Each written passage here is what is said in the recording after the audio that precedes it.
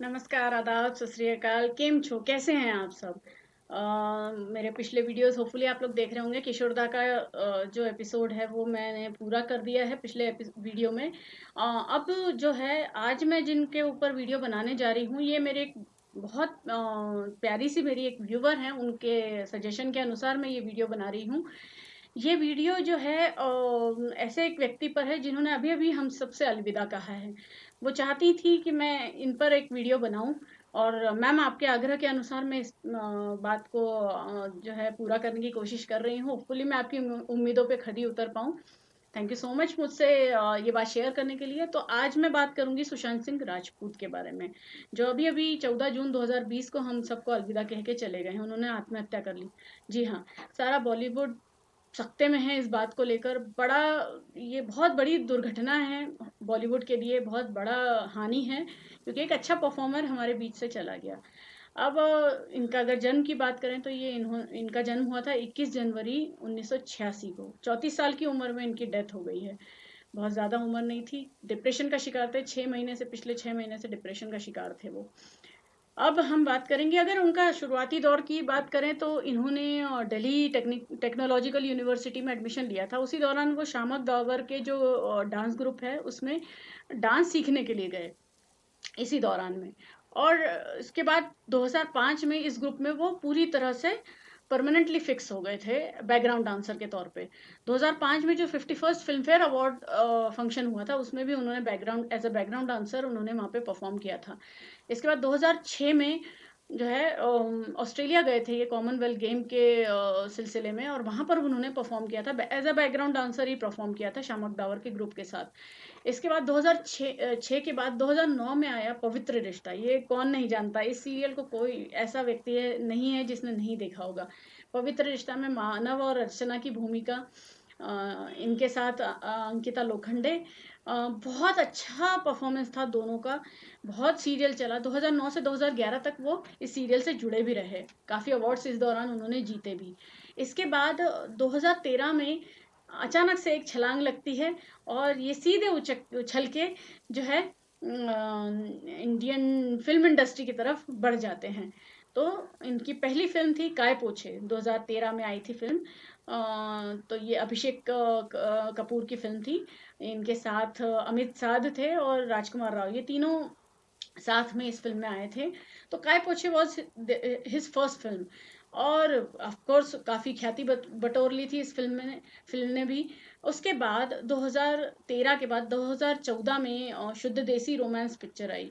शुद्ध देसी romance picture के साथ ऑफ कोर्स फिर से उनको काफ़ी एक अलग टाइप का कैरेक्टर प्ले करने को मिला, और उनकी काफ़ी जो है प्रसिद्धि इससे भी बहुत ज़्यादा बढ़ी। इसके बाद 2015 में आई फिल्म पीके। पीके जो है आप सभी जानते हैं, उनका रोल बहुत छोटा सा था, एक पाकिस्तानी युवक का रोल किया था उन्होंने, पर उसमें भी उन्होंने काफ़ी अच्छा परफॉर्मेंस दिया था। इसके बाद जो है फिल्म आई 2016 में व्योमकेश बख्शी। 2017 में आई फिल्म राबता। उसी के साथ में उसके बीच में आई थी एम एस धोनी। 2016 में एम एस धोनी भी आई। एम एस धोनी भी एक फुल पैक्ड परफॉर्मेंस फिल्म थी। धोनी साहब का रोल उन्होंने किया था, बहुत प्यार से उन्होंने शायद उस चीज़ को पूरी तरह से निभाया था। आपको मैं ये भी बता दूं, किताबों का भी उनको बहुत शौक था, बहुत पढ़ते थे। और मुझे यही चीज़ सुन के बहुत आश्चर्य हुआ कि उन्होंने आत्महत्या कर ली। इतनी किताबें पढ़ने वाला व्यक्ति जो ये कहता था किताबें मेरी दोस्त हैं और मैं जब भी इनके साथ रहता हूँ तो मुझे अकेला नहीं महसूस होता। जब उनके इंटरव्यू को हमने देखा, 2-4 इंटरव्यू मैंने उनके देखकर खंगाले और पता चला मुझे, तो मुझे ये चीज़ का बड़ा आश्चर्य हुआ कि जिस बंदे को किताबें पढ़ने का इतना शौक है वो क्यों अकेलेपन से और डिप्रेशन से चला जाए। खैर, तो उसके बाद राब्ता आई। राब्ता में भी उनका परफॉर्मेंस बहुत अच्छा था। व्योमकेश बख्शी के कुछ फ्लॉप हो जाने के बाद जो है यशराज फिल्म से उनका नाता करीब करीब टूट ही गया था। उसके बाद राब्ता के बाद केदारनाथ आई। केदारनाथ के बाद सोन चिरैया आई। सोन चिरैया के बाद अभी दिल बेचारा इनकी एक फिल्म है 2020 में जो रिलीज होगी अब, उनके जाने के बाद। इतनी कम छोटा सा एक करियर ग्राफ होने के बाद, लेकिन हर पिक्चर का अपना एक अलग अंदाज, हर पिक्चर का एक अलग स्टोरी लाइन, और परफॉर्मेंस की दृष्टि से हर पिक्चर में जान डाल दी उन्होंने। तो ऐसा क्या हो गया होगा जिसके चलते उनको इतना बड़ा कदम उठाना पड़ा। नाम, पैसा, शोहरत सब कुछ थी उनके पास। लेकिन ऐसी क्या चीज़, क्या वजह रही होगी कि उनको डिप्रेशन हो गया? इतना पैसा, इतनी सारी फ़िल्में, इतना सारा फ़ेम होने के बाद उनको ये कदम उठाने की ज़रूरत पड़ गई, क्यों ऐसा हुआ होगा? उनके पास एक दोस्त की कमी थी। एक ऐसा दोस्त जो उनकी बात को सुनता, सिर्फ़ सुनने की ज़रूरत थी उनको किसी को शायद। उनके मन के द्वंद को, उनके मन में उठ रहे तूफ़ान को शायद कोई अगर 1 मिनट के लिए सुन लेता, तो शायद आज सुशांत सिंह राजपूत हमारे बीच में ज़िंदा होते। जबकि जब उनकी डेथ हुई उसके 1 दिन पहले उन्होंने अपने एक दोस्त को फ़ोन भी किया था रात को 2 बजे, लेकिन उन्होंने फ़ोन नहीं उठाया। फिर सुबह साढ़े 9 बजे फिर वापस उन्होंने फ़ोन लगाया उसी दोस्त को, लेकिन उस दोस्त ने फिर फ़ोन नहीं उठाया। मैं तो हमेशा से यही सोचती हूँ कि अगर कोई फ़ोन उठा लेता, तो वाक़ई में ये दुर्घटना नहीं हो पाती और कोई न कोई किसी भी तरह से सुशांत सिंह राजपूत को बचा लेता।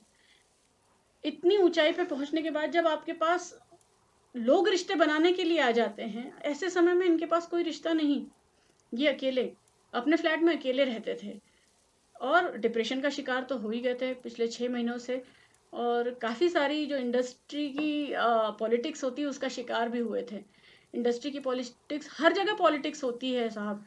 तो इंडस्ट्री में भी अपनी कुछ मतलब धारणाएँ हैं, कुछ नियमावली है, जिनके चलते बहुत सारे अच्छे कलाकारों को अपनी अ, अपने सपनों की तिलांजलि देनी पड़ती है।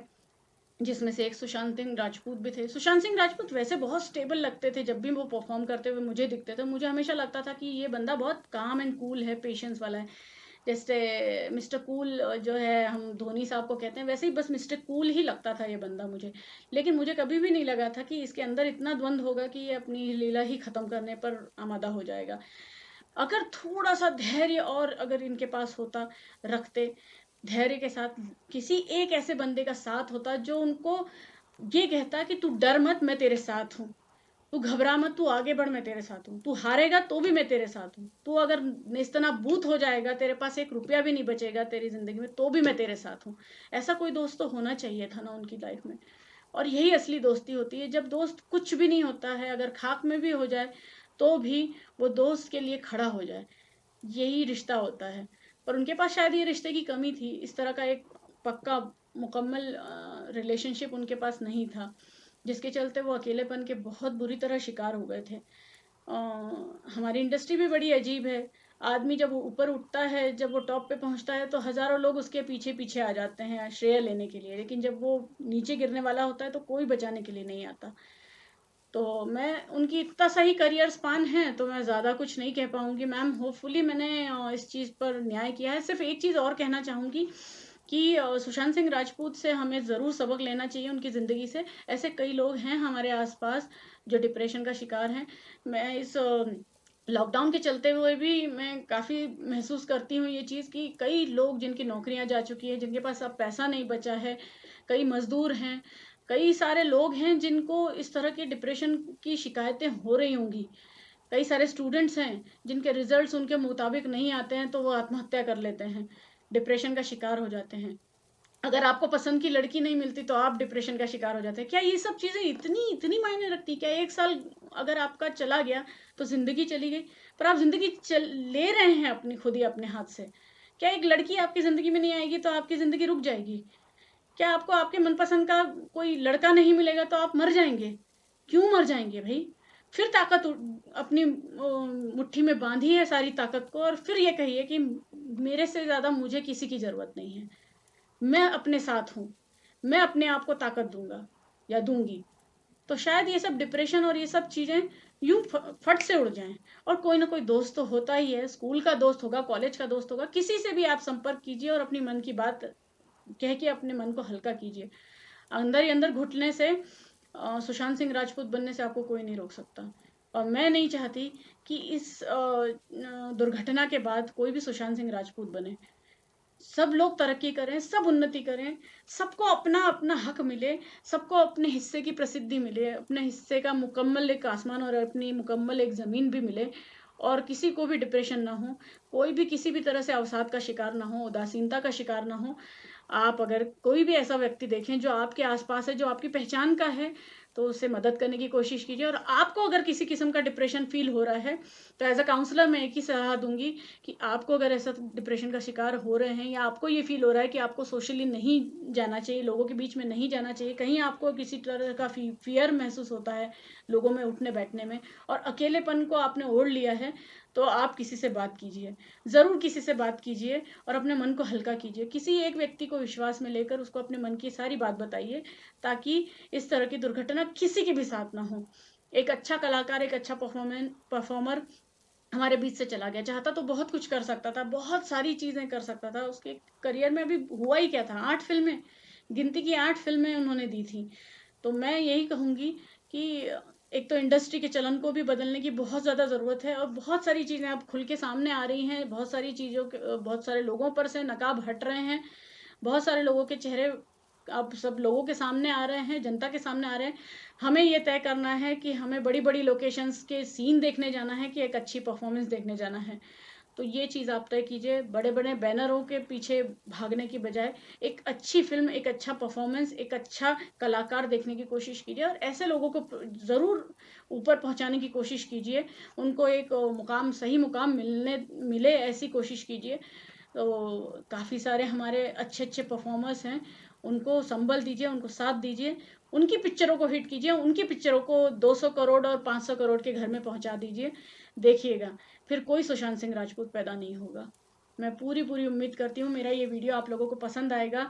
मेरे चैनल को लाइक कीजिए, सब्सक्राइब कीजिए, शेयर कीजिए, और कोशिश कीजिए कि ना आप सुशांत सिंह राजपूत बने, ना कोई और आपके देखने में और समझने में सुशांत सिंह राजपूत बने। रोक लीजिए, अगर कोई आत्महत्या होने वाली हो, उसे रोक लीजिए और उसे एक नई ज़िंदगी दीजिए, उसे एक खुशी दीजिए और खुद भी खुश हो जाइए। भरपूर ज़िंदगी जिए और भरपूर सारे खुशियों के पल अपने आप से भी शेयर कीजिए और अपने दोस्तों के साथ भी शेयर कीजिए। साहब, बहुत छोटी ज़िंदगी है, अवसाद की जगह नहीं रखनी चाहिए हमें।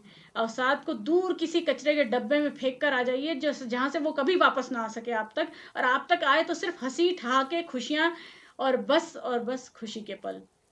मैं उम्मीद करती हूँ आप सब लोग सेफ रहेंगे, मानसिक रूप से भी, शारीरिक रूप से भी।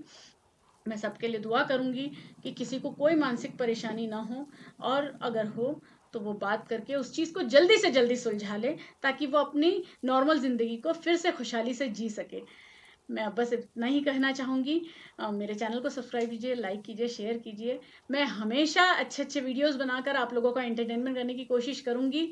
मेरी तरफ से मैं यही चाहूँगी कि किसी पर कोई किसी किस्म की मानसिक तरीके की तकलीफ़ ना आए, और किसी को भी किसी भी साइकियाट्रिस्ट की ज़रूरत ही ना पड़े।